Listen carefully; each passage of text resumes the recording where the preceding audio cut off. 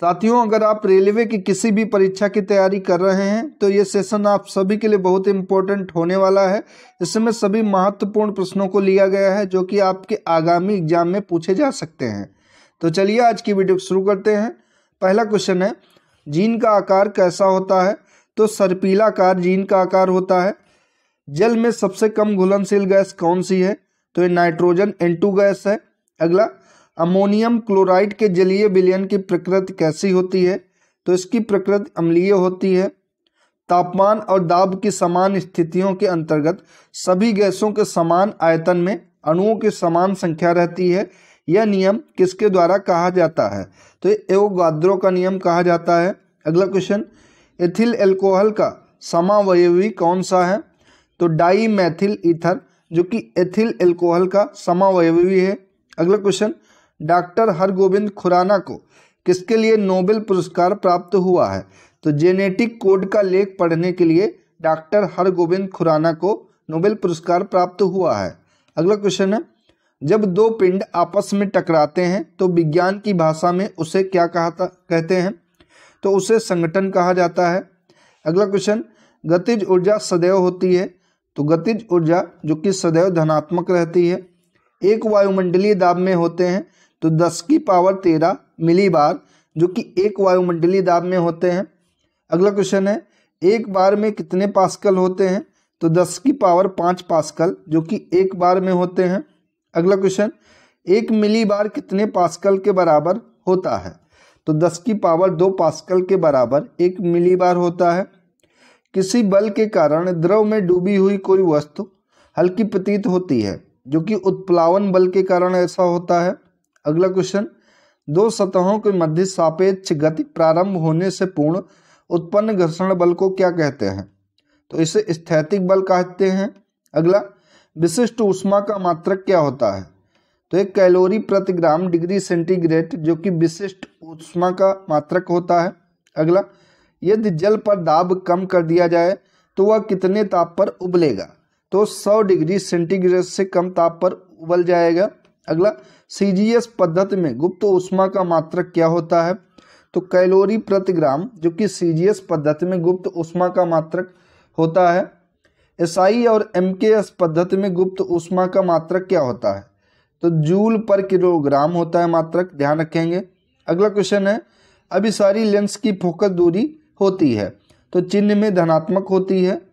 मानव शरीर का सर्वाधिक कोलेस्ट्रॉल बनाने वाला स्थान कौन सा है? तो यकृत लीवर है, जो कि मनुष्य के शरीर में सबसे ज़्यादा कोलेस्ट्रॉल बनाता है। अगला क्वेश्चन है, EEG तकनीकी किसकी क्रिया के अभिलेखन में प्रयुक्त होती है? तो मस्तिष्क में प्रयुक्त होती है। लौह अयस्क को प्रज्वलित करने के लिए मुख्यतः किस खनिज का प्रयोग किया जाता है? तो मैग्नीज और चूना का प्रयोग करते हैं। अगला, हाई एल्टीट्यूड रिसर्च लेबोरेटरी कहाँ पर स्थित है? तो गुलमर्ग में स्थित है।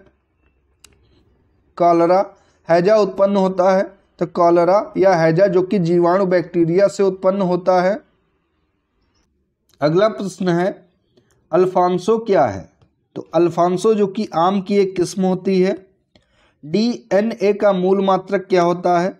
तो न्यूक्लियोटाइड्स, जो कि DNA का मूल मात्रक होता है। अगला क्वेश्चन, सूर्य प्रकाश को नाभि बिंदु पर लाने में किसका प्रयोग किया जाता है? तो अवतल दर्पण का प्रयोग करते हैं। अगला प्रश्न है, संसार में सर्वप्रथम बारूद का आविष्कार कहाँ पर हुआ था? तो चीन देश में हुआ था। सेलुलर और मॉलिकुलर जीवशास्त्र का केंद्र स्थित है, तो हैदराबाद में स्थित है। अगला प्रश्न, राष्ट्रीय आहार संस्थान कहाँ पर स्थित है? तो हैदराबाद में राष्ट्रीय आहार संस्थान स्थित है।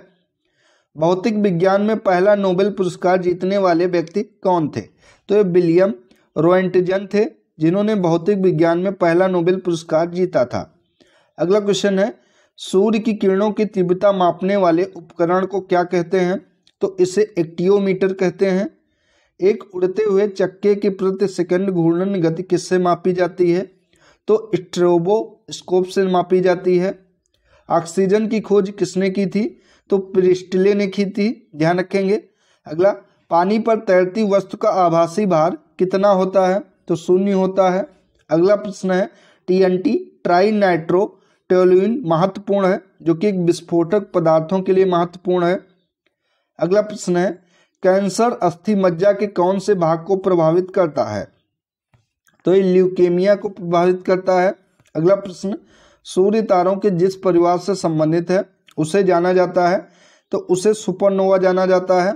अगला, सेरेब्रम संबंधित है, तो सेरेब्रम जो कि मस्तिष्क से संबंधित है। अगला प्रश्न, एनटीपी पर किसी गैस के 1 मोल का आयतन कितना होता है? तो 22 की पावर -4 लीटर होता है। अगला प्रश्न है, दालचीनी पेड़ के किस भाग से एकत्र की जाती है? तो छाल से एकत्र की जाती है। अगला, सरसों का वानस्पतिक नाम क्या होता है? तो ब्रेसिका नाइग्रा, जो कि सरसों का वानस्पतिक नाम होता है। बालू में उगने वाला पौधा क्या कहलाता है? तो सैमोफाइट पौधा कहलाता है जो बालू में उगता है। अगला क्वेश्चन है, जंतुओं में शरीर के बाहर जो ऊतक पाया जाता है उसे क्या कहते हैं? तो उसे एपिथीलियम कहते हैं, एपिथीलियम। ठीक है। अगला है, पेनिसिलिन का औपचारिक परीक्षण सबसे पहले कब हुआ था? तो 1941 ईस्वी में हुआ था। साथियों, वीडियो अगर आपको अच्छी लग रही हो तो उसको ज़्यादा से ज़्यादा शेयर करें और चैनल को सब्सक्राइब करके बेल आइकन को जरूर दबा लें। अगला क्वेश्चन है, वर्गीकरण की आधारीय इकाई क्या होती है? तो ये जाति होती है। अगला क्वेश्चन है, जल के अणुओं के लिए कोशिका भित्तियों का आकर्षण बल क्या कहलाता है? तो ये अधिशोषण कहलाता है। चाय का रासायनिक नाम क्या होता है? तो कैल्शियम कार्बोनेट, जो कि चाय का रासायनिक नाम होता है। दालचीनी का वानस्पतिक नाम क्या है? तो सिनामोमम जिलेनिकम, जो कि दालचीनी का वानस्पतिक नाम है। गन्ने के रस से प्राप्त शर्करा को क्या कहते हैं? तो इसे सुक्रोज कहते हैं। अगला, केंद्रिका में क्रमशः प्रोटीन, आरएनए व डीएनए का अनुपात क्या होता है? तो 85%, 10% तथा 5% होता है। प्रोटीन का 85% होता है, आरएनए का 10% और डीएनए का 5% अनुपात होता है। अगला क्वेश्चन है, टीएमवी शब्द का संबंध किससे है? तो टीएमवी शब्द का संबंध वायरस से है। डायलिसिस मशीन के आविष्कारक कौन है? तो एक कोल्फ है। अगला क्वेश्चन, राष्ट्रीय पर्यावरण संस्थान कहाँ पर स्थित है? तो नागपुर में स्थित है। अगला क्वेश्चन, डोप परीक्षण किससे संबंधित है? मूत्र से संबंधित है। अगला प्रश्न, नवजात शिशु को बीसीजी का टीका जन्म के कितने समय के बाद लगाया जाता है? तो 7 दिन के अंदर लगाया जाता है। माइटोकॉन्ड्रिया में श्वसन के दौरान क्या निकलती है?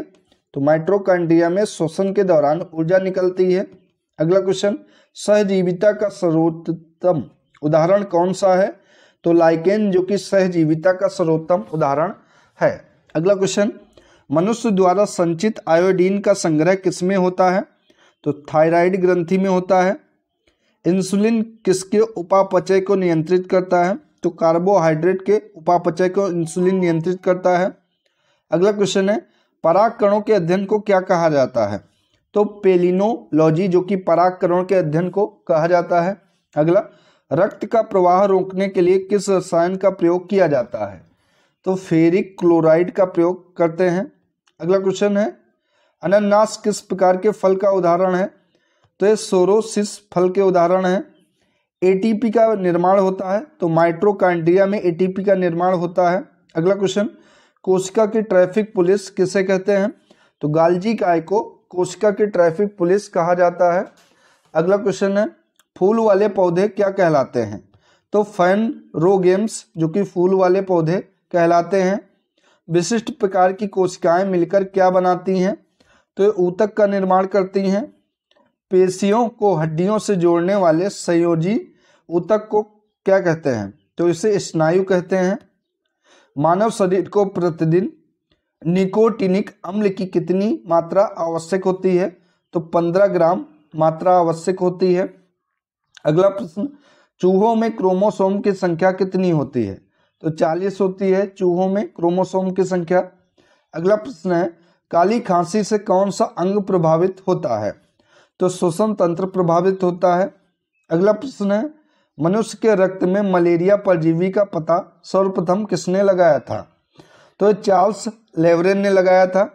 अगला, सामान्य स्थितियों में हृदय से आने वाले रक्त का कितना प्रतिशत भाग गुर्दे को मिलता है? तो 24% भाग मिलता है। पौधे के पुष्पन के लिए किस तत्व की आवश्यकता होती है? तो फास्फोरस की आवश्यकता होती है।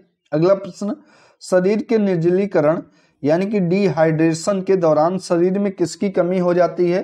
तो सोडियम क्लोराइड की कमी हो जाती है।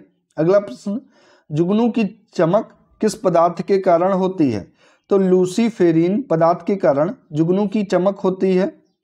बिना निषेचन के अंड कोशिका के विकास को क्या कहते हैं? तो इसे पार्थेनोकापी कहते हैं। अगला, टखने का जोड़ कैसे जोड़ का उदाहरण है? तो ये हिंज जोड़ का उदाहरण है। रॉड तथा कोन कोशिकाएं कहाँ पर पाई जाती हैं? तो ये दोनों कोशिकाएं दृष्टि पटल पर पाई जाती हैं। अगला, आलू में किस लवक की अधिकता होती है? तो अवंडी लवक की अधिकता होती है आलू में। टेडपोल क्या है? तो टेडपोल जो कि मेढक का लार्वा है। अगला क्वेश्चन, कैटरपिलर क्या है? तो कैटरपिलर जो कि तितली का लार्वा होता है। जलीय जंतुओं में श्वसन के अंग क्या होते हैं? तो क्लोम होते हैं। अगला प्रश्न, आमलेट बनाने में अंडे के किस तत्व की गुणवत्ता खराब हो जाती है? तो प्रोटीन की खराब हो जाती है। बीटा कण का भार कितना होता है? तो हाइड्रोजन के एक परमाणु का 1/183वां भाग जो कि बीटा कण का भाग होता है। अगला क्वेश्चन है, बीटा कण की भेदन क्षमता अल्फा कणों की अपेक्षा कितनी होती है? तो 100 गुणी अधिक होती है। अगला प्रश्न है, गामा किरणें होती हैं। तो गामा किरणें विद्युत चुंबकीय तरंगें होती हैं। अगला प्रश्न, गामा किरणों पर आवेश, तो यहाँ पर आवेश नहीं होता है। अगला, प्रकृति में धातुएं अशुद्ध अवस्था में पाई जाती हैं, जिन्हें क्या कहते हैं? तो इन्हें अयस्क कहते हैं। अगला क्वेश्चन, अयस्कों से धातुओं को निकालने तथा उन्हें उपयोग हेतु विशुद्ध करने को क्या कहते हैं? तो इसे धातुकी कहते हैं। जिंक ऑक्साइड को क्या कहा जाता है? तो जस्ते का फूल जिंक ऑक्साइड को कहा जाता है। अधातुएं सामान्यतः विद्युत की कुचालक होती हैं। अगला प्रश्न है, गैसों के आचरण को समझाने का प्रयास सर्वप्रथम किसने किया था? तो बर्नौली ने किया था 1738 में। अगला प्रश्न, नेचुरल हिस्ट्री पुस्तक किसने लिखी है? तो प्लिनी ने लिखी है। प्रोटीन शब्द का सर्वप्रथम प्रयोग किसने किया था? तो जे बर्जीलियस ने किया था। अगला प्रश्न, एटीपी की संरचना का वर्णन किया है? तो ये लोहमैन ने किया है। एटीपी का पूरा नाम क्या है? तो एडिनोसिन ट्राइफॉस्फेट जो कि एटीपी का पूरा नाम है।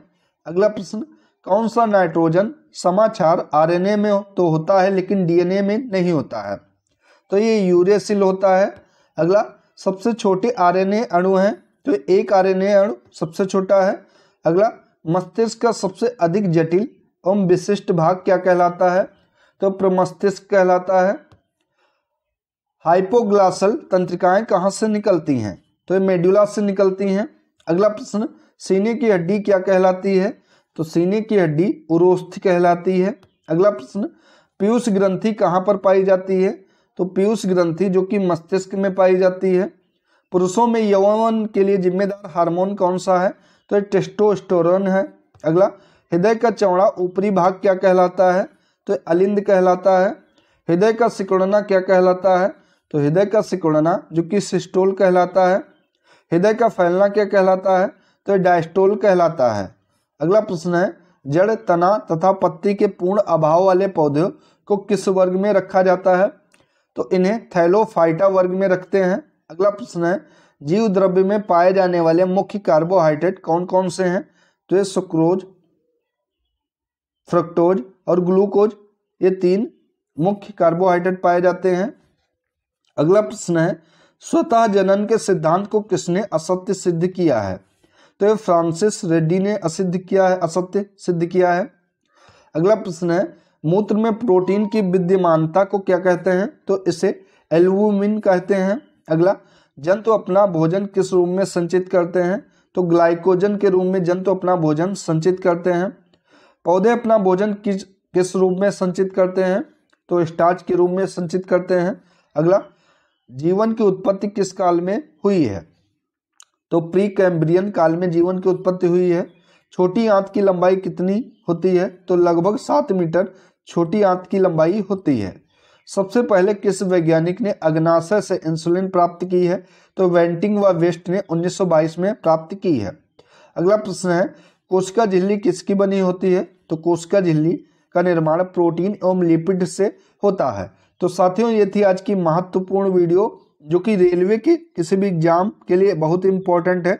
साथियों, अगर सेशन आपको पसंद आया हो तो इस वीडियो को ज़्यादा से ज़्यादा शेयर करें और चैनल को सब्सक्राइब करके बेल आइकन को जरूर दबा लें। धन्यवाद साथियों।